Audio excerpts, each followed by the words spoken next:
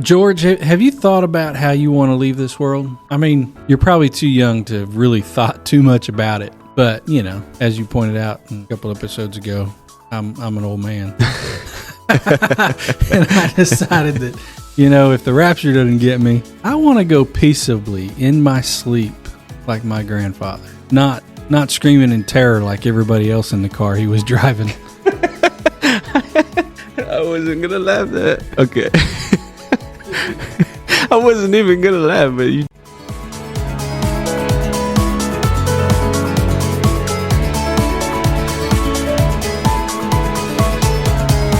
Seriously, though, the legacy you leave behind and what you'll be remembered for is pretty important. And today, George, you're going to help us unpack a to-do list that really everybody needs to build a legacy that truly lasts. Yes, sir. But you know what? First, are you an organized kind of person, or do you need chaos? Like, are you the kind of guy that, I mean, you got 7 kids, so there can't be that much organization. Oh, trust me, there is. So do you need like a task, a to-do list to stay focused? Or I think for me, being organized really helps with the flow of things in our household. I think it would be better if I did do a to-do list. I mean, I do them sometimes, but not all the time. During work, I do. I'm like, yeah, well, I think that's a good point, you know, at work versus at home. Yeah, it's kind of hard to keep up with a to-do list at home. We've always been like the spontaneous. I can see that with you. Yeah. I'm not. Well, especially with Kimberly. We're checklist type of people. I've always been big on checklist stuff. My wife is. She likes to stay organized that way. She'll write in her journal. In my to-do, like if I don't put it on my to-do list, yeah, it ain't happening. I'm gonna forget. Same here. Google reminders. And then I tell myself I need to make a to-do list, and then forget to do the to-do list. Well, another book, The Checklist Manifesto. Have you ever? The Checklist Manifesto. No, I've never read that one. It's so good, man. It's all about checklists and how really smart, intelligent, like doctors and pilots and surgeons and, you know, these kinds of high performing type people. Yeah. They all basically need checklists or things go wrong. I could see that. When you're running a plane. Like, I could see that, yeah. There's a story in there about bombers in the 40s and 50s. Yeah. And how basically they were losing so much just from errors happening. And same thing with hospitals. There's lots of stories about hospitals in there and how that people would die because somebody would forget to wash their hands or in the airplane deal where somebody wouldn't flip a switch. Right. But they introduced a checklist and bam, all of a sudden people stopped dying because people washed their hands. Right. Because it's on their checklist. So that sounds good. I think one of my favorite things about some of our Wednesday night preaching is when Pastor pulls out, you know, his 1 through 10 or 1 through 5 list that he does. And I think it really, like, I don't know, just seeing a checklist kind of gets people in order, if that makes sense. Yeah. And 7 points to this or 5 steps for that. Yeah. It's my favorite. Like, I absolutely love Wednesday when he does that. It opens me up. Like, I come tired, right? I'm sure we all do. But like when I see that, it just makes me want to, you know. So that's what we did, right, today? Hey, yeah, that is what we got today. We did. So we have a to-do list, right? To-do list? Is it a 7-point to-do list? It looks like there's 7. Check it out. Yeah. Where do we start? Do I start it? Yeah, kick it off, man. All right. Unpack these for us. What have we got? Let's do this. So we have compiled a to-do list for everyday living as a Christian, right? Yeah. Make sure you leave a good legacy. Leave a good legacy, like we mentioned in the beginning. We all want to be remembered as good people, but we also want to live that way too, right? Absolutely. So what better way than to have a good old checklist?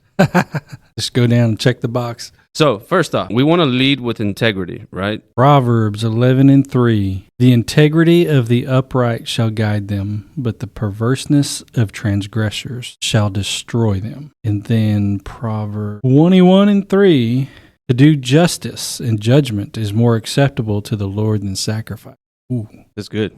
Yeah. Good stuff. So, leading with integrity basically means, you know, guiding others with honesty, transparency, you know, a strong sense of ethics. I know my pastor, he really like pushes ethics, and it takes a while to learn, but I mean, it's really not that, you know, once you see people do it, you're like, okay, well, I need to do this right too. You get what I'm saying? ethics it's really one of those things that you think is really common sense or whatever, you know? And it's not. But it isn't, right? Yeah, it's not. Because humans, we're so messy. Yeah, that's we're true. So messy. That's we know true. how to mess things up. Truism. I mean, some of us, so you do kind of have to think about it. You do. And keep it in your mind and keep it. You have to be taught ethics. Right. I think. Yep. I mean, and the earlier the better. Yeah, it's not just ingrained in us. Right. Well, I mean, the opposite's ingrained in us, fallen nature. Yes, sir. Leading with integrity also means making decisions that align with core values, even when it's difficult or unpopular. Leaders who lead with integrity, they build trust. I mean, they inspire respect, and they create just an ethical environment for whether their teams, their families, their friends. It just fosters a long-term success. Just do right. Just do right. My pastor always says, he says, show up to work early and outwork everybody. Yeah, that's right. That's something that I take and I do it every day. There's an example of this in the Bible. I mean, just talking about Daniel, right? Oh man, he had a excellent attitude, spirit. He did. It was integrity. That is what that was. Yeah, and he was taken into exile in Babylon, but he remained steadfast in his faith, and he just refused to compromise any of his principles. Yeah, and he did it in a way that he wasn't rah, he wasn't attacking the others. He wasn't holier than thou. Right. His attitude. Yeah.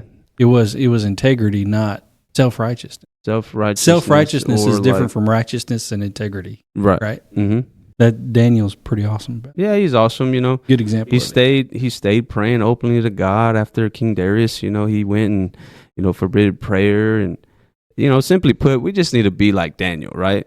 When it comes to leading with integrity, be like Danny. Hashtag be like Danny. Hashtag Danny.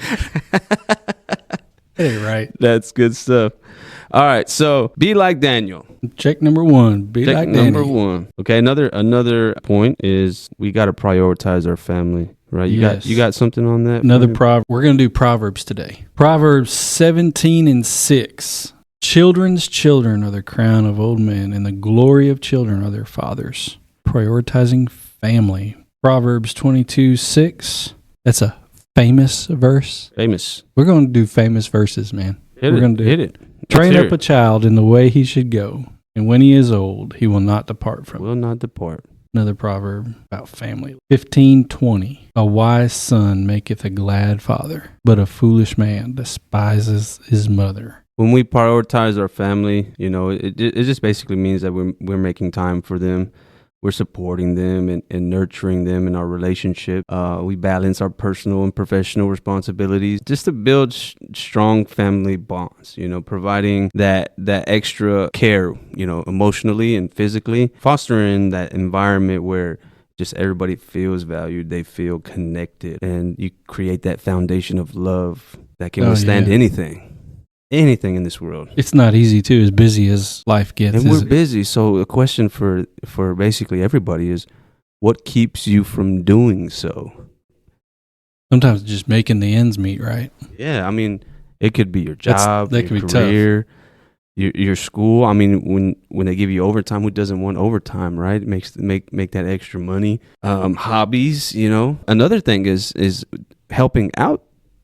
Too much, I mean, I don't think that's talked about very often. It's easy to get busy with good stuff too. Even doing good stuff will get you. It's about balance. You gotta stay balanced. And that's what our pastor preaches, right? He says we gotta have a balance every single time in everything that we do. When Joshua makes that declaration in his household, he says, as for me and my household, we will serve the Lord. It just shows Joshua's commitment to leading his family, in faith and spiritual values and family unity, right, as a top priority. Right. Well, that family unit, you got to there's an order and a structure to it all, and you got to keep it in the right place, the right way, the right place, the right framework. And that's really, Ephesians 5 and 6 is all about that. How basically your home should reflect the church. Right. And your church will reflect the home. Absolutely. Absolutely. Yeah. Parents and mom and dad and kids, everybody functions together when they're in their place. Prioritizing family. That's number 2 on the list. Well, number 3, we have lifelong learning. I like to live by if I'm not learning something new every day, I failed, right? And what it means is you're acquiring new knowledge or skills throughout your life. I think we got Proverbs for that too, don't we? We do, yes. Proverbs 19:20. Hear counsel and receive instruction, that thou mayest be wise in thy latter end. Proverbs 18:15. The heart of the prudent getteth knowledge, and the ear of the wise seeketh knowledge. And then, of course, Proverbs 1:7. The fear of the Lord is the beginning of knowledge, but fools despise wisdom and instruction. So yeah, you got to keep learning. Keep learning. Your personal growth is very important, right? Your ability to adapt and just continuously improve. It enables everybody to stay relevant in this ever changing world, because this world is always changing. Yeah, and yet it's always the same. Yeah. Think about Solomon. Yeah. The wisest man on earth. He had the opportunity to have wealth or power, whatever you want. And what did he ask for? He asked for that wisdom. Lifelong learning. Mm-hmm. He asked to continue to grow his mind and his thoughts. And as that, so that he'd be wise, so that he could lead the people of Israel. Mm-hmm. And he got it. He sure did. And he didn't stop learning. Like, that's why we have Proverbs. Yeah. You just have to, you keep learning, to be able to teach your children, or to be able to teach just somebody else that might be struggling. It's all about serving others. Yeah. We have number 4 on the list, and this is probably one of my favorite ones, is friendships and accountability. Let's hear a proverb on that. Proverbs 27:17. Iron sharpeneth iron, so a man sharpeneth the countenance of his friend. Proverbs 13:20. He that walketh with wise men shall be wise. But a companion of fools shall be destroyed. Oof. You run with a skunk, you're going to smell like a skunk. Truism. Proverbs 27:6. Faithful are the wounds of a friend, but the kisses of an enemy are deceitful. Wow. That's good. I want a friend, that isn't afraid to wound me a little bit when I need it. Oh, yeah. And I like to say it all the time. If I do something that upsets you, like, I want to know, let's talk about this, right? You gotta be accountable. It's a part of being accountable, right? Yeah. I would want that from all my friends. I heard one time somebody said, a true friend will tell you when you got a booger in your nose. They go hand in hand, right? Just friendship and accountability. They go hand in hand in building your meaningful relationships. True friends support each other. It's simple as that, and they hold each other accountable for their actions and their personal growth. Your accountability within your friendships, it just fosters that honesty and just mutual respect. And you just encourages people around you, to stay true to their values and make better life decisions and be there for each other when others are in need. Yeah, that reminds me of something else I did just here this last week or so. When you talk about friends and people that are closest to you or whatever. Yeah. Everybody always talks about who's the person you can call when your world's falling apart and when you're having the worst day of your life. Who do you pick up the phone and call? And he said, but that's not. He said, for him, the real measure isn't the one that you call when everything's falling apart, but who's the one you can call something amazing just happened. Right. You just had the best whatever happen. You got a promotion on the job and your world just changed. It's not just who you're going to call when it's, the ones closest to it, but who can you celebrate with? Yeah, that's a good point. Yeah, that's a very good point. Hesitation. Yeah. And then, we have to have that though. Yeah. I think in the big times, it's kind of easier to know who those are in the big times, whether it's a high or a low, right? Yeah. Mm-hmm. But in the day-to-day, the everyday, little small unexpected things, we haven't fired up our text group in a long while. That's true. And kick that off again. We sure do. And we would text each other all the time, dad jokes or just different things, just having fun, Yeah, that thread has quieted down a little bit. I've got some other threads going, but that one needs to come back to life. We need each other, man. Simply put, right? Yeah. We need each other. I don't know. Is that biblical? It is. Yeah, it reminds me of the relationship between David and Johnson. When I say that we need that. I mean, yeah, we do. In Samuel, in the book of Samuel, 1 Samuel, Jonathan, which is the son of King Saul, and David, they form a friendship. You know, he not only supports David, but also holds him accountable, you know, when David was facing the dangers from Saul. You know, a key moment is when Jonathan warns David about his father's intention to harm him, right? I mean, imagine you telling your friend that your dad is trying to hurt him. You know, like think about the level of commitment or like the sincere love that he had for his friend. They make a covenant of loyalty to protect each other. You know, Jonathan, he holds David accountable by helping him make the decisions based on righteousness and personal sacrifice. When he risks his relationship, you know, to protect David, you know, with his father. Dude, I am so immature. Rightly so said. Dude, I am so immature. Why is that? I'm just looking at these notes. At the first one, you know, hashtag be like Danny. Yeah. The second one on prioritizing your family, be like Joshua. Be like Joshua. Yeah. The third one, be like Jonathan. Be like No, the third be one. Be like Solomon. Be like Solomon. The fourth one, we're going to get this right. You got this. Yeah. The fourth one, be like Jonathan. Be like Johnny boy. Hashtag Johnny. Hashtag be like Johnny. All right. I don't know what the next ones are going to be. I know we got 3 more to go. Yeah. But yeah, so you got Daniel, Joshua, Solomon, Jonathan. All right. I want a friend like Jonathan. Yeah, the Bible says that their souls were knit. Yeah. That's like blood brothers back when. Blood brothers. That was back in the 80s, right? When people did that. Oh, yeah. You can't do that now. Oh. But I mean, just being that friend and holding them accountable, you know. I mean, we just want to be like Jonathan. Right. Be like Jonathan. Be like Jonathan. Next on the list, we have serve others. Serve others. Proverbs 3:27. Withhold not good from them to whom it is due, when it is in the power of thine hand to do it. Good. Proverbs 31, verse 8 and 9. Open thy mouth for the dumb in the cause of all such as are appointed to destruction. Open thy mouth, judge righteously, and plead the cause of the poor and needy. Proverbs 19:17. He that hath pity upon the poor lendeth unto the Lord, and that which he hath given will he pay him again. Yeah. Serving others. When you have the ability to do it. That's what Proverbs 3:27 said. You better do it. Do it. Right. So this goes hand in hand with the previous episode we had when we talked about neighbors. Your neighbors. That was a while ago. Yeah, that was a while ago. But the survey or whatever it was that, not survey, the study, the study. Seminary study, the seminary study, right? Yeah. Just crossing over that man because they're busy or whatever. I mean, you know, we want to do better. We want to serve the best way possible.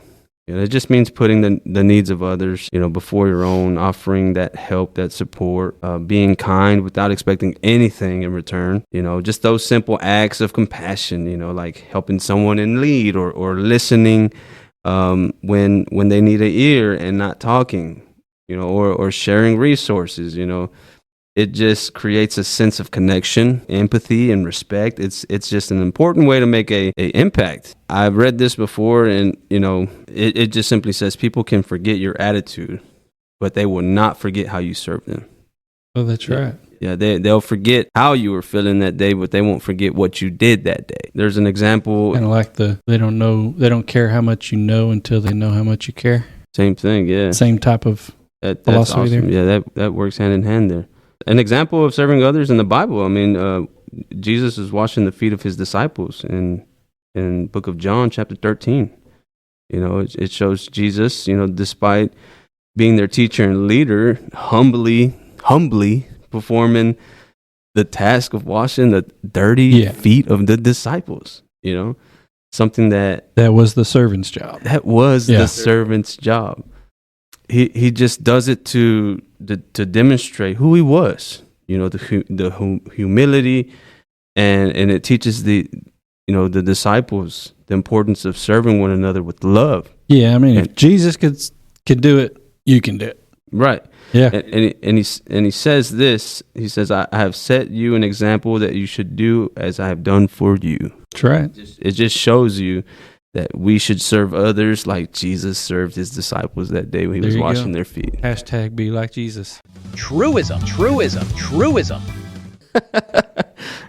Number 6, take care of physical and mental health. Let's hear some Proverbs on that. This one is a good one. Proverbs 23:20 and 21. Be not among wine bibbers, among riotous eaters of flesh. Eaters of flesh. Oh, that's a meat eater. Wait, okay. You can eat meat. You can eat You meat. just can't do it riotously, I guess, right?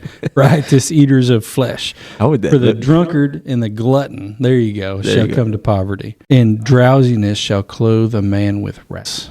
Got to be careful there. Proverbs 14:30. A sound heart is the life of the flesh, but envy the rottenness of bones. Lord, give me a sound heart. Yeah. Proverbs 4:23, keep thy heart. This is another famous one. Keep thy heart with all diligence, for out of it are the issues of life. Proverbs 17:22, a merry heart doeth good like medicine. Another famous verse. But a broken spirit drieth the bones. Don't want to be dry bones. But those are all good Proverbs. You know, basically taking care of physical and mental health. It's very simply put, you know, it's just taking care of your health for overall well-being, your health, your mind and your body physically, you know, it can include, you know, regular exercise and, you know, you're eating well and you're sleeping well and you're staying hydrated. You got to learn how to manage your stress, right? Yeah. God put us all together that way because we need those things. And yeah. You have to manage your stress. I mean, that's one of the top ones. And, you know, managing stress, like that's such a interesting one because everybody's got stress. It's part of. Oh, yeah, it's a part of life. I don't know. You know, some people say, I don't believe in stress. Well, yeah, you believe in pressure. You believe in stuff happening, like everybody. And it's one of the things I think about, like from kids. Like sometimes it's easy for people to kind of overlook. You're a dad, man. You're raising 7 kids, right? Yeah. So you look, and maybe you don't, but like when kids go through stuff, and this goes for every age of life, like it's the hardest thing for Emily's troubles right now, whatever she struggles with, and I'm sure she's struggling with something in her life because it's life, you know? Yeah. It's probably nothing to you. You know, she's having trouble with a subject in school. Yeah. Or whatever, you know, it's probably in your world, yeah, that's hard. Wait till you get to, because you've already been there. We've been there, yeah. Yeah. Mm-hmm. And so sometimes it's easy. And, you know, kids is just the difference between kids and adults. To me, it's an easy way to see it. But everybody's that managing stress thing. Everybody's going through something different. And they're at a different level or a different stage. And it's not, life never gets like easier in quotes, right? It doesn't get like, no, it doesn't. It does not. You know, coasting through whatever. You're always going to have something going on, something. So learning how to overcome, learning how to handle it and manage it and get through it and get on to the next mountaintop, get on to the next uphill climb. Yeah, that's good. It was funny because me and Emily were talking about something that she was a little worried about. She has a project coming up. And so, you know, and to her, it's like, a big deal, yeah. Yeah, like we've got to be careful, mindfulness to there you go. Not minimize that for her. Right. You know, help them understand, yeah, this is tough, but you're tougher. Right. And then you'll get through it, and guess what? Something else tough is going to. Yeah. I told her. Come on. I told her that we'd work on it the next day, and we get it done together, you know, and I gave her a little treat, and she was feeling kind of happy about that. So, yeah, it's good. It's good stuff. Man, it's been a while since I got a treat. We got to get you one of those. So just there's another point in Corinthians, right? 1 Corinthians 6:19 through 20. It says, What? Know you not that your body is the temple of the Holy Ghost, which is in you, which ye have of God, and That's ye right. are not your Not own. your own. You are not your own. For ye are bought with a price. Therefore, glorify God in your body and in your spirit, which are God's. Yeah. Yeah. And I read this thing I listened to a podcast. It's a lot about physical health. One of the things that they always say is like, basically, if you stay active, you're less likely to be depressed. That's so true. There's a statistic, right? And this is just you doing the bare minimum, which is roughly equivalent to 2.5 hours of brisk walking. You have a 25% lower risk of depression compared to those who report no physical activity. It's true. That's just 2.5 hours of walking per week. Okay, per week, not per day. Not per day, per week. Hey, my stress level, there's some days I need to go do 2.5 hours of walking. 30 minutes a day probably, right? That's probably what that's equivalent to, right? Yeah. Yeah, that's 5 days a week, 30 minutes a day. 30 minutes a day, or just get that blood flowing, Don't sit down and... It's true, like you feel it. You feel different. You feel completely different. That's a physical health, right? What do you got for us on the mental health? Well, let's stick with Paul. We're going to do hashtag be like Paul on this one. Be like Paul. Hashtag be like Paul. Philippians 4:6-7. Be careful for nothing, but in everything by prayer and supplication with thanksgiving, let your requests be made known unto God. The peace of God. You want peace. That's what you got to do. Be careful for nothing. In everything by prayer and supplication with thanksgiving, let your requests be made known unto God. And the peace of God, which passes all understanding, shall keep your hearts and minds through Christ Jesus. Oh, so good. Be like Paul. Be like Paul. Last one here. What have we got? Last one. Stay rooted in your faith. Got to stay rooted in your faith. Hit us with a proverb, brother. I'll hit you with one of the most famous proverbs here. Trust in the Lord with all thine heart. Lean not to thine own understanding. In all thy ways acknowledge him, and he shall direct thy paths. Yes. Let's go to Proverbs 2. That was Proverbs 3, 5, and 6. Go to Proverbs 2. For the Lord giveth wisdom, out of his mouth cometh knowledge and understanding. He layeth up sound wisdom for the righteous. He is a buckler to them that walk uprightly. He keepeth the paths of judgment and preserveth the way of his saints. Gotta stay rooted. Stay rooted. And then Proverbs 30 and 5, since we're doing 3. Proverbs 30 and 5. Every word of God is pure. He is a shield to them that put their trust in him. Gotta stay rooted. Stay rooted. Staying rooted in faith. It just simply means maintaining a strong connection to your spiritual beliefs, even when facing challenges or adversity. Just cultivating practices, prayer here a lot, right? We say the word prayer a lot here. And then like that last proverb, every word of God, you got to pray, you got to get in your book. Yeah, pray, read your Bible to help you understand your trust and your faith. But being grounded, it just provides that extra guidance and hope and stability, just allowing you to navigate through life's uncertainty with strength, man, and resilience. It reminds me of Job. He was a man that experienced great suffering with his wealth, his health, his family. Yeah. But despite all of that, he never abandoned his faith in God. No, he didn't. Never. Even when his friends urged him to curse God, he remained steadfast, saying, though he slay me, yet will I trust in him. There you go. Hashtag be like Job. That's right. I mean, his faith was tested, and he just, he stays steadfast. He stay rooted in that faith, even during those hard times, man. We gotta be like Job. Be like Job. Yes. All right, man. That's a good to-do list. Yeah, you like that? I hope that helps. That's a repeatable to-do list. Yes. You can't just check the box and move on. Mm-hmm. I don't think from any of those. Right. You got to keep going. I think that will help you set a firm foundation. Yeah. And belief and build everything else around that. Yes. Good stuff. Hey. All right, George. Going back to Grandpa.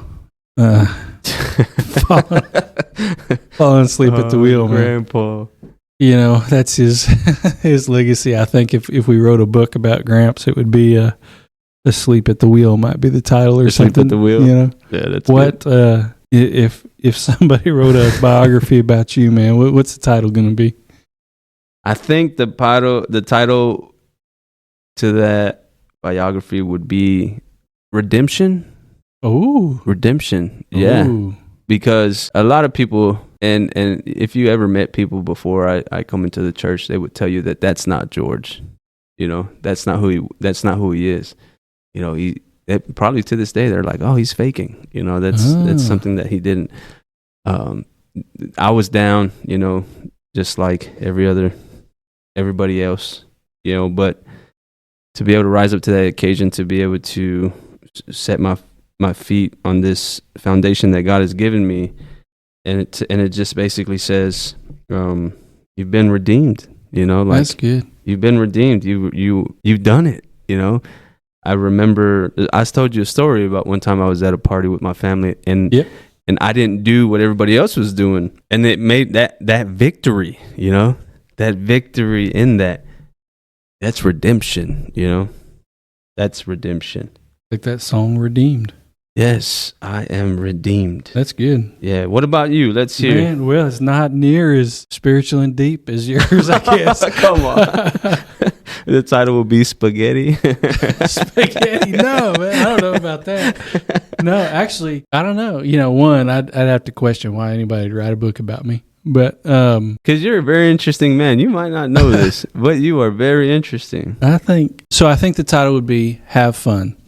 Have fun. Have fun. Yeah. Like, I like that. You like that? Yeah, I used to end my phone calls with "Have fun." Like, and I don't know that I do it anymore.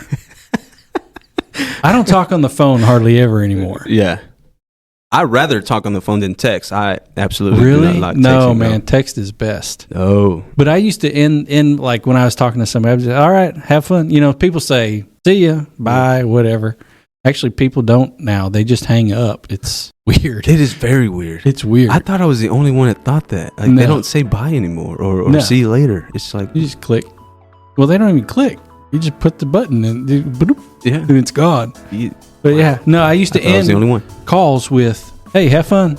You know, it was kind of like my parting see ya. Yeah. It was have fun. Have fun, like have a little catchphrase. Huh? Like, yeah, it was my little deal. That's cool. And I know one time I was talking to a friend on the phone. Yeah. Like one of my good friends. Mm-hmm. And I didn't, when we were done talking, and I think it was kind of a deal with work going on or something. There was something kind of serious. It was one of those conversations with friends that, you know, that friends and accountability thing. Yeah.